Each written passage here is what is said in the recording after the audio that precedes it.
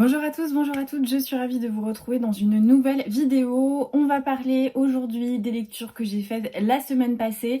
Il y a pas mal de trucs, comme vous aurez pu le voir sur la miniature, des livres assez courts et hyper diversifiés, mais globalement j'ai passé vraiment une super semaine de lecture. J'étais trop contente d'avoir plein de genres différents comme ça. Et vraiment, alors j'ai pas eu de coup de cœur à proprement parler, mais il n'y a aucune lecture où j'ai vraiment pas du tout aimé, donc je pense que ouais, c'était une super semaine de lecture. Encore une fois, je suis désolée pour le fond et pour la luminosité. Chez moi, on est en plein mois d'octobre ici. Alors je vais pas m'en plaindre puisque vous savez que moi, s'il y a de la pluie en fond sonore et une théière avec du thé fumant, je suis beaucoup trop contente. Mais pour les vidéos, c'est pas optimal, j'en suis bien consciente. Donc j'espère que vous me pardonnerez cette luminosité un petit peu jaunâtre. J'ai fait comme je pouvais. Et trêve de bavardage, on commence tout de suite avec les lectures que j'ai faites. J'ai démarré la semaine avec la lecture de Frère Wolf de Joseph Delaney, donc aux éditions Bayard, qui est une nouvelle saga par l'auteur de la saga L'Épouvanteur. Alors moi, la saga L'Épouvanteur, j'ai dû m'arrêter à peu près au milieu, je pense. J'ai dû arriver jusqu'à la moitié et j'ai toujours eu comme souhait de le terminer, mais forcément il y a toujours des nouvelles sagas qui viennent se greffer comme ça dans mes semaines de lecture, dans mes mois de lecture, que dis-je, et j'ai pas forcément toujours le réflexe de chercher les tomes, sachant que moi j'essayais de trouver des lots en occasion sur Le Bon Coin notamment de cette saga parce que je trouvais que c'était voilà, ça revenait moins cher forcément vu qu'il y en a quand même beaucoup et voilà, j'étais arrivée jusqu'à la moitié, mais c'est une saga que j'adorais où en fait on est dans un monde où le septième fils d'un septième fils devient épouvanteur, c'est-à-dire quelqu'un qui protège un peu la population en combattant les créatures magiques, donc les sorcières, les gnomes, les lutins, les esprits, les fantômes, ce genre de choses. Et donc on avait forcément une histoire de fond avec une sorcière un petit peu plus puissante, un épouvanteur qui formait un nouvel épouvanteur, donc là on suivait Tom qui était dans la saga l'épouvanteur, on suivait Tom. Et donc ici on est dans une nouvelle saga. Alors j'avais lu que ça ne spoilait pas et qu'on pouvait en fait, enfin pas que ça spoilait pas, mais qu'on pouvait la lire indépendamment de la saga l'épouvanteur. Donc je m'étais dit pourquoi pas, si ça se trouve c'est une histoire dans le même univers mais qui ne va pas en fait côtoyer les personnages de l'épouvanteur. Alors effectivement, je pense que si vous n'avez pas du tout prévu de lire l'épouvanteur, vous pouvez lire Frère Wolf, je viendrai au synopsis juste après. Cela étant, si comme moi, vous avez pour projet à la base de terminer la saga L'Épouvanteur, ne lisez pas parce que je pense que ça spoil totalement l'issue de la saga. Voilà, moi ça m'a révélé des trucs sur les personnages, leur état de fait dans ce roman après tous les événements de la saga L'Épouvanteur qui du coup me spoil la fin de la saga L'Épouvanteur, je pense. Donc voilà, je préfère le dire, si vous préférez commencer par l'épouvanteur, n'attaquez pas Frère Wolf, même si évidemment on peut les lire indépendamment, il n'y aura pas de perte de sens ou quoi que ce soit, vous allez tout comprendre, mais ça vous spoilera un petit peu, je pense, la fin de l'épouvanteur.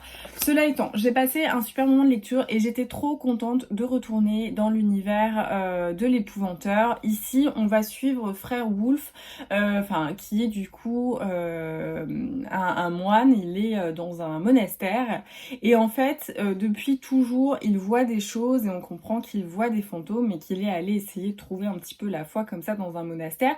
Sauf que ça se passe pas forcément très bien et un beau jour, les membres du monastère, alors j'ai pas du tout le vocabulaire, je suis désolée, je ne suis pas experte en hiérarchie du monastère, mais du coup ses supérieurs, on va dire, lui proposent de partir pour être le scribe d'un épouvanteur local qui souhaite en fait rédiger ses mémoires, que quelqu'un raconte ses histoires pour voilà étaler toute sa grandeur. Et donc il va devenir un petit peu le scribe de cet épouvanteur et un petit peu plus, il va presque être un peu son assistant sans forcément avoir comment dire, ce qualificatif de septième fils, puisque il y a eu des enfants avant lui, mais il n'est pas certain d'être le septième fils et il sait pas trop non plus pour son père. Et donc petit à petit, on va découvrir cette histoire où l'épouvanteur pour qui il travaille va être dans une situation un peu particulière avec une sorcière très très puissante, ce qui va l'amener à aller chercher de l'aide auprès de Tom. Et donc ils vont aller combattre un petit peu cette force maléfique. J'ai beaucoup aimé, j'ai trouvé que c'était assez complexe. Alors quand je dis assez complexe, c'est assez complexe pardon, pour de la jeunesse relativement courte, puisque ça faisait même pas 300 pages, ça se lit très très rapidement en tant qu'adulte, lecteur et tout ça. Mais j'ai trouvé quand même que c'était bien étayé, bien fait, avec des petites surprises, des rebondissements. J'ai beaucoup aimé, c'était vraiment très chouette et ça présage vraiment une histoire assez forte en termes de couches, on va dire, d'histoire et de complexité dans le système de magie et tout ça, puisque Frère Wolf, finalement, on sait pas trop ce qu'il est. Il y a quand même un petit point d'interrogation autour. Donc j'ai beaucoup aimé, c'était vraiment très cool. Alors après, moi je vous conseillerais quand même de commencer par la saga L'Épouvanteur. Cela étant, je peux totalement comprendre que ça soit un petit peu dissuasif quand on voit la totalité des tomes qu'il y a, et ça peut être un petit peu plus encourageant de se dire bon bah on commence par celle qui vient de sortir, comme ça on en prend un petit à petit.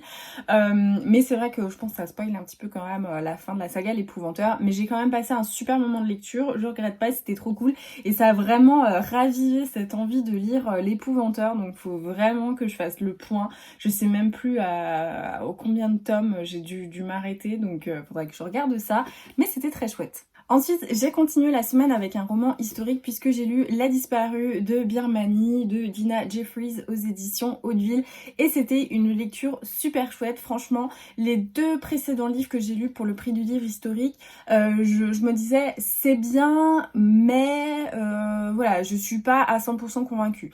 Là, je vais pas dire que c'est un coup de cœur, mais en tout cas, c'est vraiment une lecture que j'ai adorée, que j'ai pris plaisir à lire, où j'avais tout le temps envie d'y retourner, où c'était vraiment hyper addictif. J'ai beaucoup aimé. Dans ce roman, on suit Bella, qui est une jeune femme qui va aller en Birmanie pour chanter.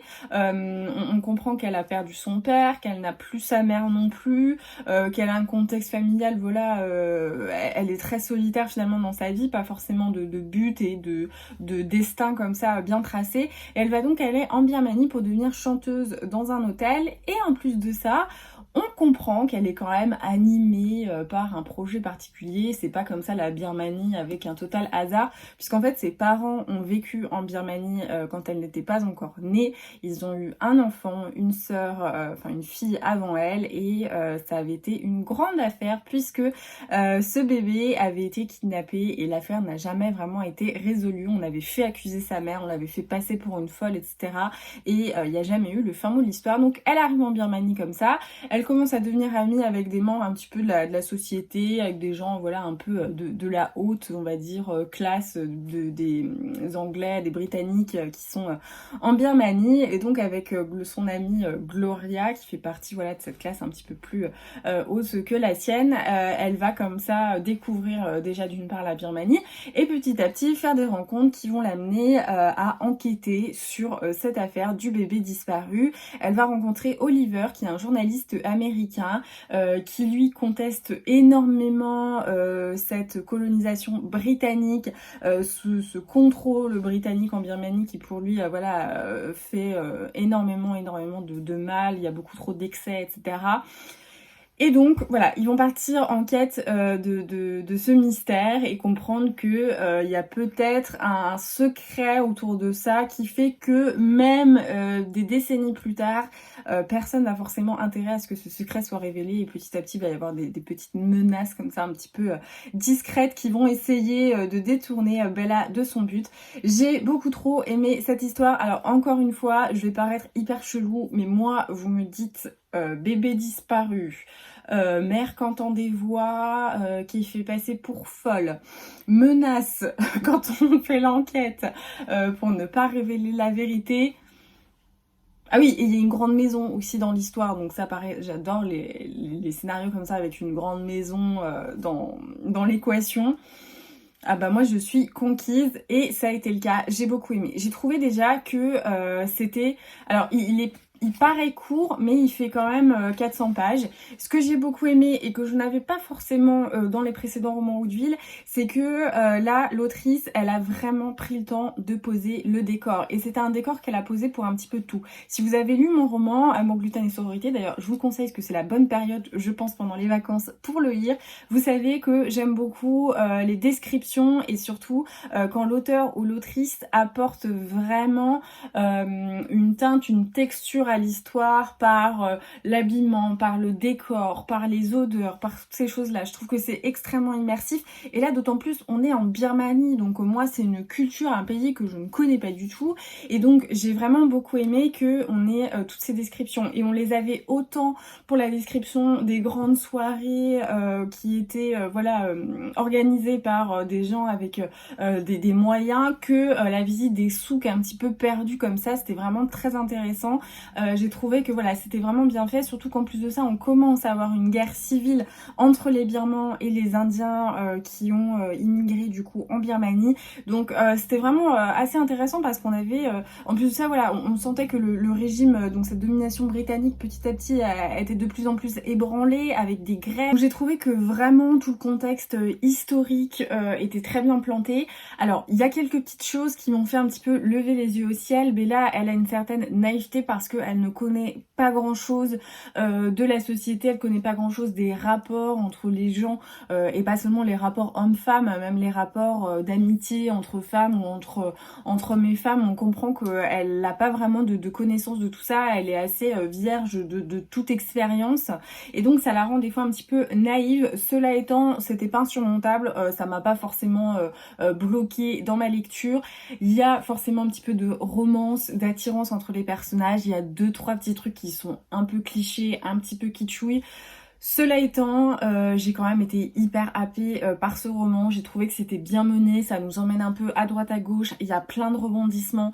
Franchement, ça fait le job. J'ai pas grand chose à redire sur ce roman. J'ai vraiment été captivée du début jusqu'à la fin. La résolution était hyper chouette. La fin était un petit peu accélérée. On a peut-être un peu forcé une happy end, vraiment une happy end générale où je serais peut-être pas forcément allée par là, mais en tout cas c'était très cool. Sachant qu'en plus de ça, je crois que je l'ai pas dit, on alterne avec des chapitres où c'est la mère de Bella qui raconte l'histoire. Donc la mère de Bella qui est censée être la folle un petit peu quand on a des voix et tout ça, qui avait été retrouvée à gratter la terre et puis à retrouver un chausson de bébé comme ça dans la terre. Donc voilà, autant vous dire que moi j'étais à fond, j'ai vraiment apprécié cette lecture, donc je ne peux que vous la conseiller. Si vous aimez les histoires de bébés disparus, les enquêtes et les romans historiques dans des endroits un petit peu exotiques, c'était trop bien. Ensuite, je ne l'ai pas ici puisque c'était une épreuve non corrigée Charleston en format PDF, mais j'ai lu Un grain de moutarde de Laïla Ibrahim, donc aux éditions Charleston.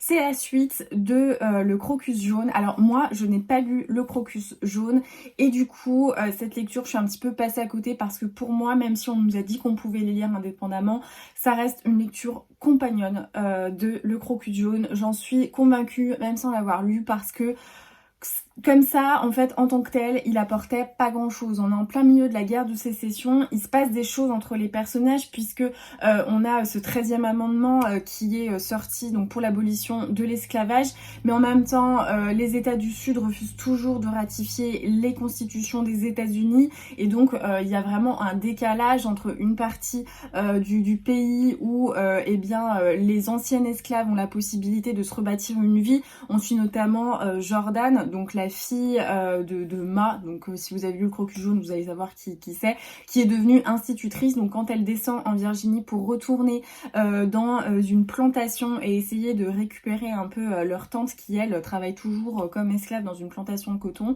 et bien elle va vraiment, tout le monde la regarde, elle dit mais comment c'est possible que tu sois noire et institutrice, c'est vraiment pas pareil. Donc on sent déjà ce clivage entre les confédérés, les unionistes, etc. Donc c'était vraiment assez intéressant.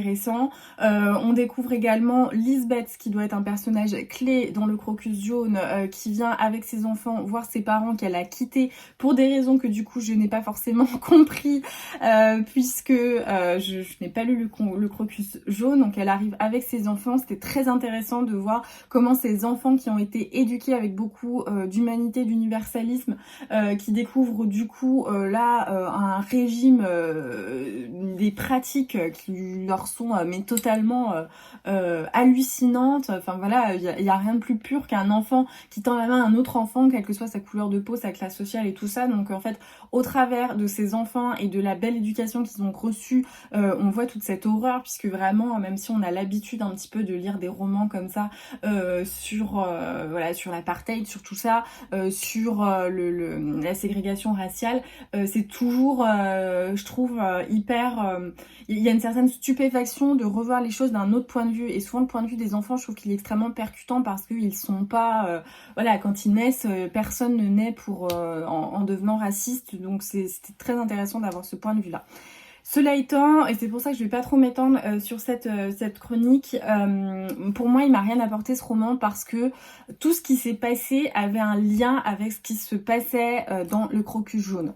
On évoque énormément le passé des personnages, on évoque énormément ce qui a pu se passer, mais on le dit pas forcément.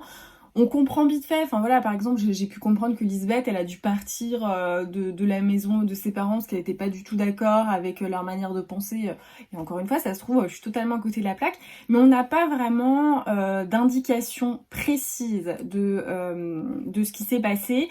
Et donc, j'étais là... Ouais, je vois pas trop en fait à quoi sert ce roman seul.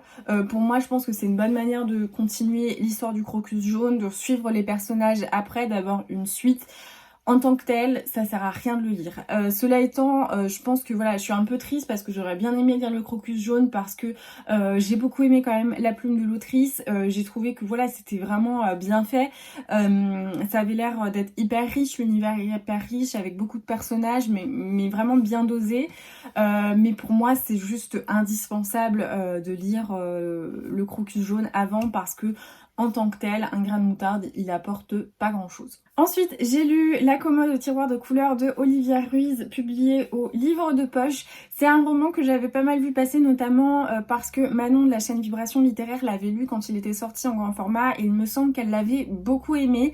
Ça m'avait attirée, alors d'une part parce que c'était Olivia Ruiz et je pense qu'on a tous la curiosité comme ça quand il y a un nom un petit peu populaire qu'on connaît, on a envie de pousser un peu la curiosité. C'est un roman que j'ai bien aimé, mais sans plus, il m'a manqué un petit truc, je ne sais pas pourquoi. Après, c'est peut-être lié au fait que j'en attendais énormément parce que quand il y a toute une com, tout un pataquès autour d'Olivia Ruiz qui a vendu 300 000 livres, etc., forcément c'est un petit peu Olivia Ruiz, donc du coup j'ai peut-être mis la barre un peu haute dans mes attentes et voilà, je pense qu'il y a un petit peu de ça, faut toujours reconnaître qu'on a une partie de préjugés quand on attaque une lecture. Là c'était sans doute mon cas. Dans cette lecture en fait on suit Nina, une jeune fille, je crois que c'est Nina, hein, effectivement, sa petite fille, oui c'était Nina. Je sais plus, il y a plein de noms. Si, c'est Nina, sa petite fille qui vient enterrer sa grand-mère, son abuela, donc on comprend qu'il y a une culture espagnole, hispanique très importante, et donc elle est avec son grand-père, et elle hérite d'une commode avec plein de tiroirs de couleurs, et dans ces tiroirs, il va y avoir plein de secrets de sa grand-mère, et notamment un récit qui va raconter un petit peu toute sa vie et certains secrets de famille. Donc on suit ensuite, pour le reste de l'histoire, le point de vue de la grand-mère qui nous raconte un petit peu sa vie, comment ses parents à l'époque où ils étaient menacés puisqu'ils luttaient contre le régime franquiste les ont envoyés à Narbonne chez leur grand-père pour échapper à une mort certaine puisque ses parents sont morts d'une manière assez tragique juste après. Comment elle a été dans cette espèce d'immeuble où il y avait beaucoup d'immigrés, où il y avait une belle fraternité et ce sentiment de ne pas être à sa place, où elle était jusqu'à vouloir effacer sa culture, changer de nom, ne plus s'appeler Rita et s'appeler Joséphine. Donc on a cette partie-là. On parle beaucoup la diaspora et tout ça, là de cette communauté espagnole qui émigre en France pour échapper au régime franquiste. C'est vrai que moi j'ai pas forcément lu beaucoup de choses là-dessus et donc on voit qu'il y avait beaucoup toujours de discrimination, de racisme. Forcément un étranger qui arrive dans un autre pays, mon Dieu, ça va être la fin du monde. Et donc c'était assez intéressant d'avoir cette partie-là.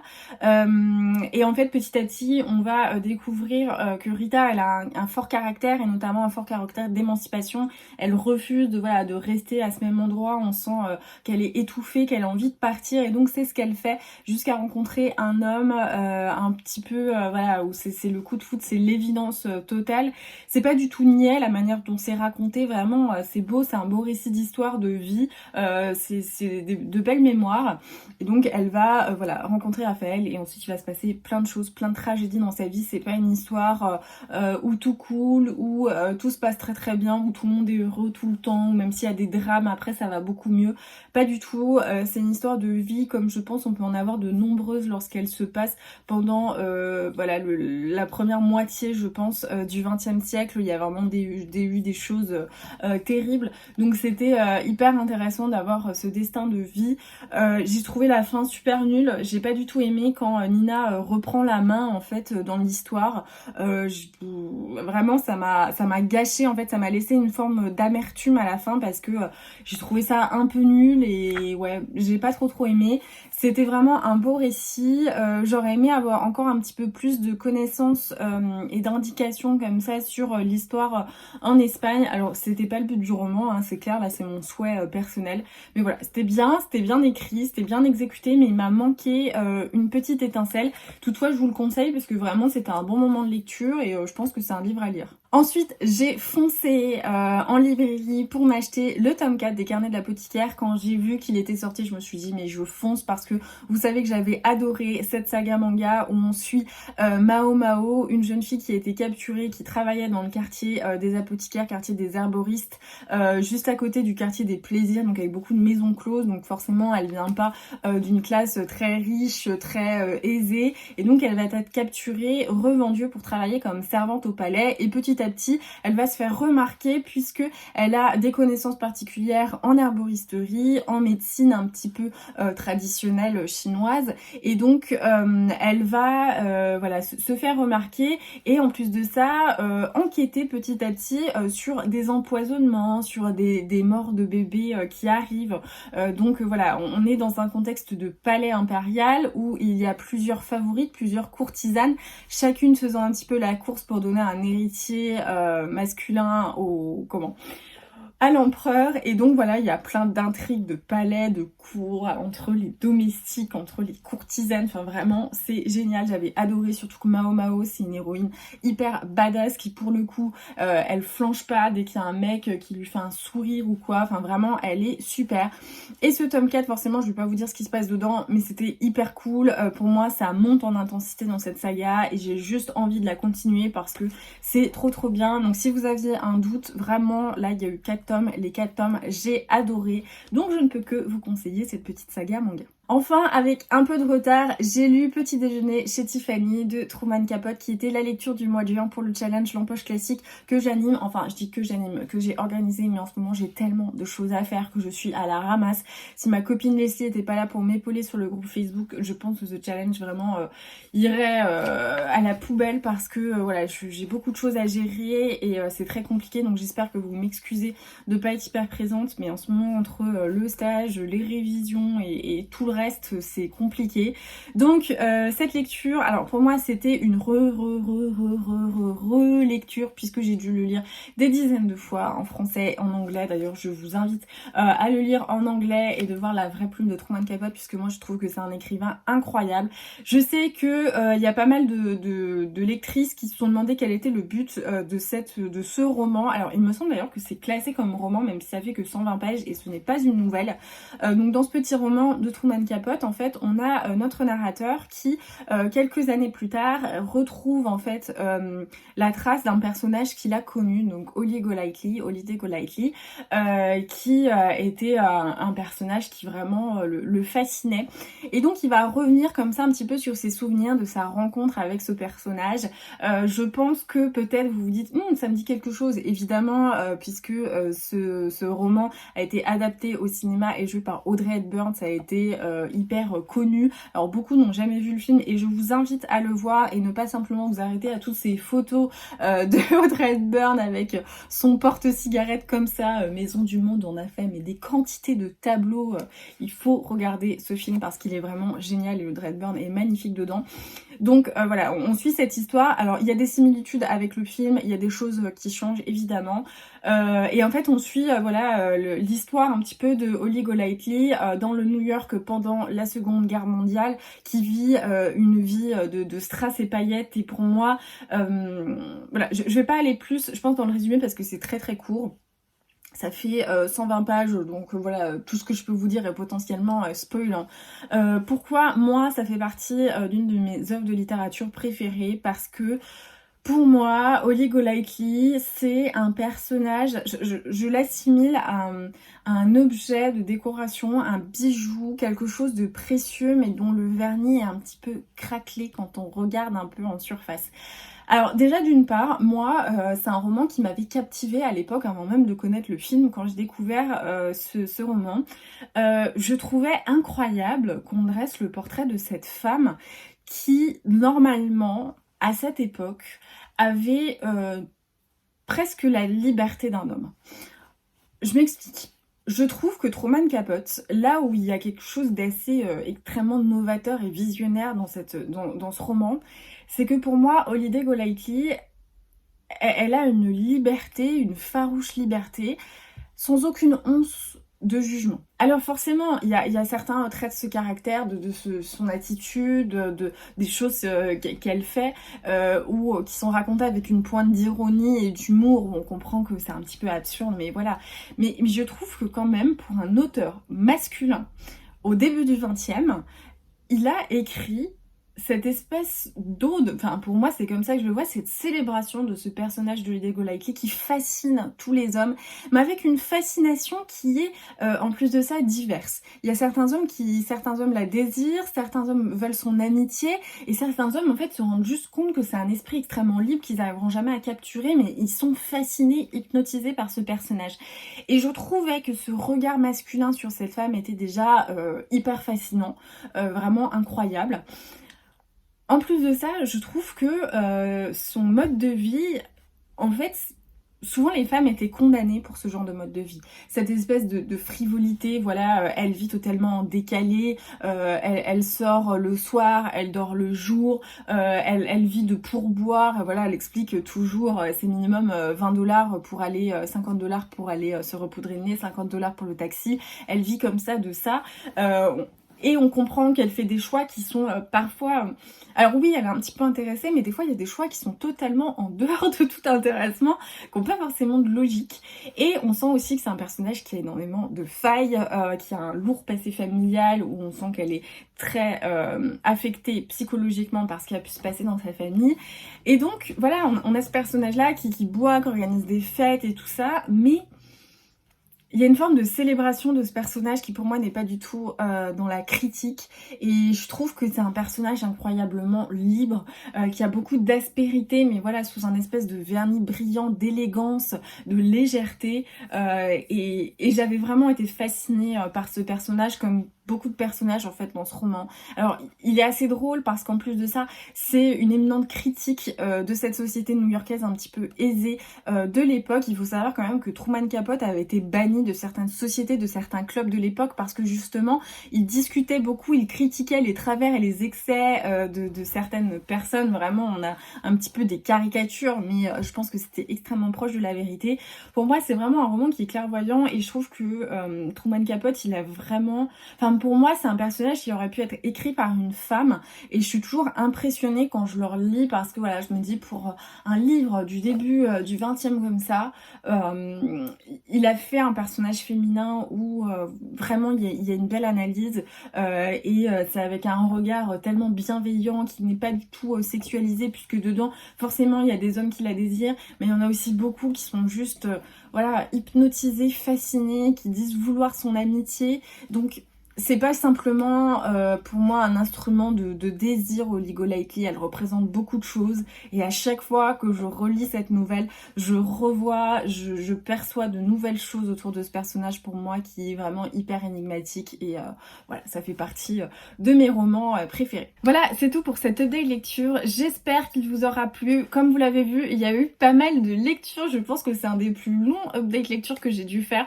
peut-être pas depuis le début de cette chaîne, mais il y avait franchement pas mal de bouquins, ils étaient tous relativement courts, ce qui explique que voilà, j'en ai lu pas mal. Donc j'espère que ça vous aura plu. N'hésitez pas à me dire dans les commentaires quel livre a attiré votre attention, et sur lequel peut-être se portera votre prochain craquage littéraire. Je serais super curieuse de savoir. Comme toujours, n'oubliez pas de me laisser un petit pouce pour soutenir mon travail, de le partager sur les réseaux sociaux, notamment en story sur Instagram, ça m'aide énormément, et bah voilà, de me laisser un petit mot si le cœur vous en dit. En attendant la prochaine vidéo mercredi, je vous embrasse, je vous souhaite de très bonnes lectures, et je vous dis à très vite.